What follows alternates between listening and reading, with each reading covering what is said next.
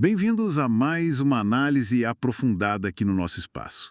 Hoje, a gente vai mergulhar num material bem provocador, né? Com certeza, é um artigo do Zaire Almest chamado Reprograme Sua Realidade. Não peça, crie. Já o título dá o tom, né? Totalmente.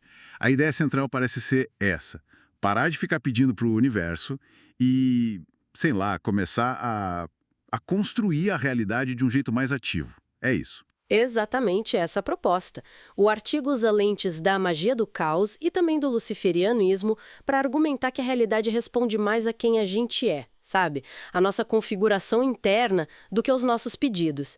Então, a ideia é investigar como ele sugere fazer essa mudança, deixar de ser passivo para ser criador mesmo. Legal. Bom, vamos começar pelo começo, então. O artigo pega pesado logo de cara, dizendo que falar eu quero X ou eu preciso de Y é quase um tiro no pé. Por quê? Qual a lógica por trás disso? Olha, a lógica que o Almes te apresenta é que essas frases carregam uma energia de falta. De ausência, né? Então, ao verbalizar eu quero, você estaria, tipo assim, reforçando para o seu inconsciente e para a realidade que ele até compara a uma simulação que aquilo está faltando. Ah, entendi. Como se o universo captasse a vibração da falta, não o desejo em si. Exato. A ideia é que a realidade renderiza, como ele diz, a vibração que a gente está emitindo. Se a vibração é de carência, é isso que se manifesta mais. Faz sentido. E como entram a magia do caos e o luciferianismo nessa história segundo o texto? Então, a magia do caos, na visão do artigo, entra como o conjunto de técnicas, sabe? Para mexer direto na crença, na percepção, sem precisar de súplica. É mais ferramenta. Já o luciferianismo, nesse contexto específico do artigo, reforça a ideia de soberania interna, aquele trono interior. O poder vindo de dentro, né? Isso. O poder de criar vem de dentro, não de fora. Não tem adoração, tem, tipo, autogestão da própria energia. É essa a pegada. Ok. Então, se pedir não funciona ou até atrapalha, qual é a alternativa que o autor sugere? Como que esse magista ou praticante deveria operar? A alternativa é basicamente reprogramar. Em vez de pedir um destino, a pessoa molda ativamente os caminhos. Os caminhos energéticos, simbólicos, emocionais, que levam até o objetivo. Não é esperar acontecer, é preparar o terreno energético. Perfeito. É reconfigurar o próprio campo para que a realidade que você deseja se torne meio que inevitável. Uma consequência natural da sua nova configuração interna. Você tem algum exemplo de como isso funciona na prática? O que o artigo menciona, para ficar mais claro? Tem sim. O exemplo da riqueza é bem direto no texto.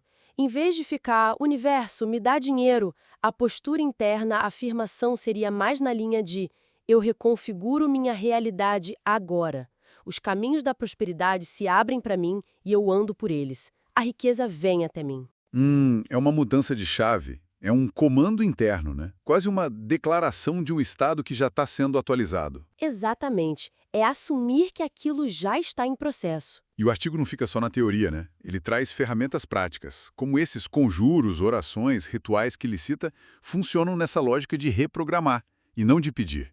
Ele dá alguns exemplos. Todas essas ferramentas, segundo Almissante, servem para quê? Para implantar um novo código lá no subconsciente, no campo energético. Aquele conjuro para a prosperidade com moeda ou louro não é um pedido, é uma declaração. Eu planto, eu moldo, o fluxo se abre. Entendi. E a tal oração para o amor? Mesma lógica. O foco não é pedir uma pessoa específica, mas sim se tornar o campo vibracional que atrai o tipo de relacionamento que você busca. É preparar o terreno interno, a frequência. O ritual da semente do desejo, com espelho e vela, busca fundir a sua percepção atual com a da realidade já concretizada. Usar símbolo para alinhar a psique. São como tecnologias para imprimir um novo estado interno. Tem um ritual ali que me chamou muita atenção.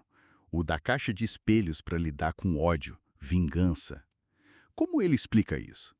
Porque parece mais complexo, né? Sim, esse é bem interessante mesmo. O ponto-chave, segundo o artigo, não é mandar energia ruim para o outro. não é ataque. O objetivo principal é liberar quem faz o ritual daquele vínculo emocional tóxico. Ah, então é para limpar a própria pessoa. Exatamente. A ideia é transferir simbolicamente aquela carga, o ódio, a mágoa, para um objeto, para a caixa, que pode até ser ligado a uma forma pensamento, uma egrégora, enfim. O que se dissolve ali não é o inimigo, mas o laço simbólico que prende a pessoa naquela negatividade. Entendi. É como cortar um fio invisível que te liga àquilo. Uma limpeza mesmo. Uma higiene psíquica energética é para liberar o seu próprio campo. Faz todo sentido dentro da lógica de cuidar da própria vibração. Poderoso esse de dissolver laços simbólicos. E o autor meio que resume essa abordagem toda numa fórmula, né? Sim, ele organiza numa sequência, tipo, primeiro, o desejo claro, a intenção. Depois, uma representação simbólica para ancorar isso. Aí vem a reprogramação do campo, usando as técnicas para internalizar mesmo.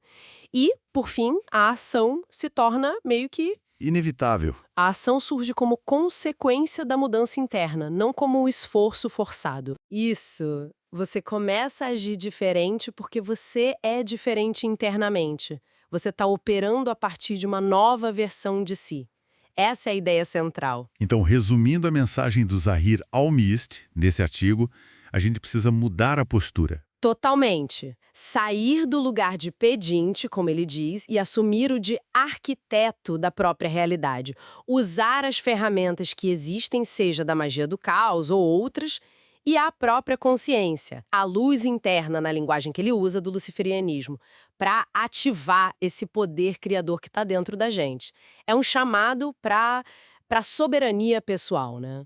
Recapitulando, o material nos convida a pensar que o nosso mundo externo talvez seja um espelho bem direto da nossa programação interna e que a gente tem sim capacidade de mexer nessa programação usando foco, símbolo, técnica. E partindo só do que o artigo trouxe, né, fica aquela pergunta no ar para a gente pensar. Se dá para usar essa ideia de dissolver vínculos simbólicos para liberar a emoção negativa ligada aos outros? Como será que a gente poderia usar essa mesma lógica para desmontar outras limitações nossas? Crenças que a gente mesmo se impõe, sabe? Boa questão. Uma pergunta que abre outras portas, sem dúvida. Com isso, fechamos nossa análise desse material bem instigante do Zahir Al-Mist.